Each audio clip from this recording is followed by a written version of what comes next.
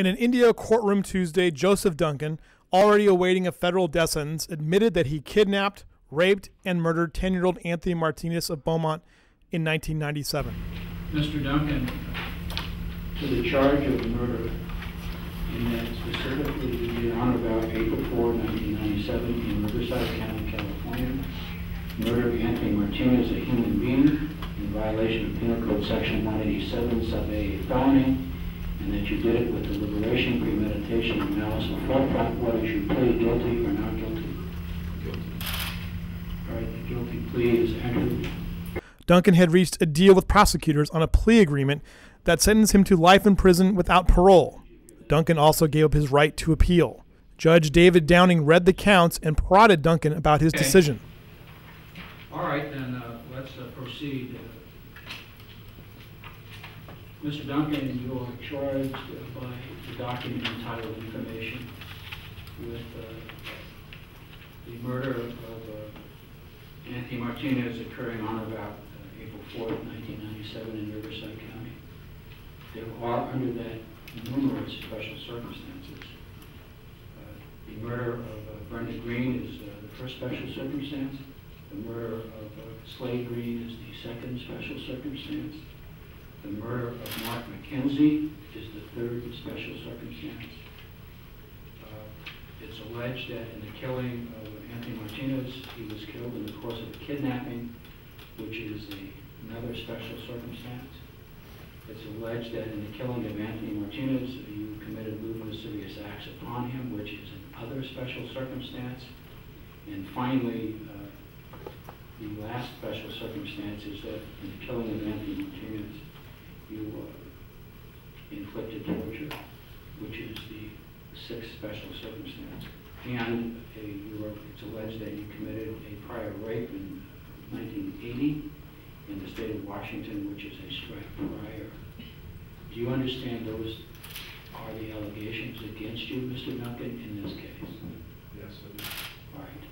Before we get into it, is it your intention this morning to plead guilty to the crime of murder, to admit all six special circumstances, and to admit the strike prior? Yes, it is. Right. Later in the day, Riverside County District Attorney Paul Zellerbach explained his decision. Clear. Having been a prosecutor for over 22 years, having been a Superior Court judge for almost 11 years, I have never seen a person in my professional career that is more deserving of the death penalty than Joseph Duncan. He deserves the death penalty for the murder of Anthony Martinez.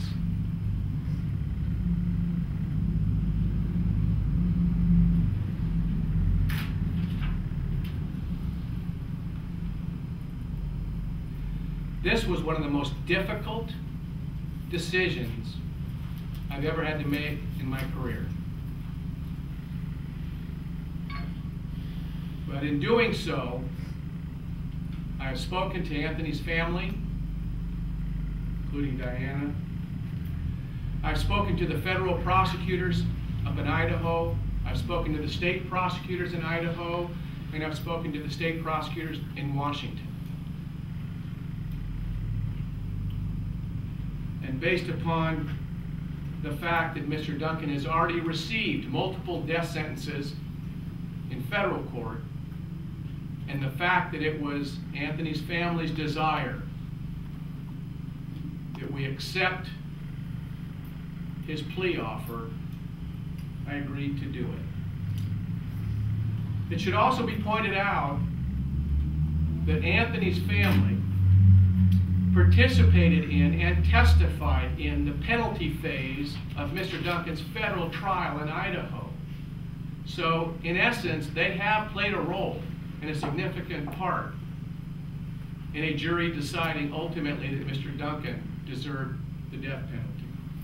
Like Zellerbach, Downing said the federal justice system would efficiently execute Duncan.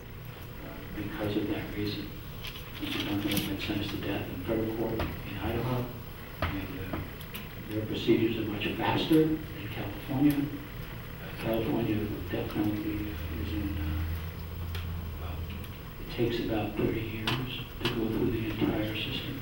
Anthony's mother, Diana Gonzalez, spoke on the decision and how this brought a certain amount of closure to her family.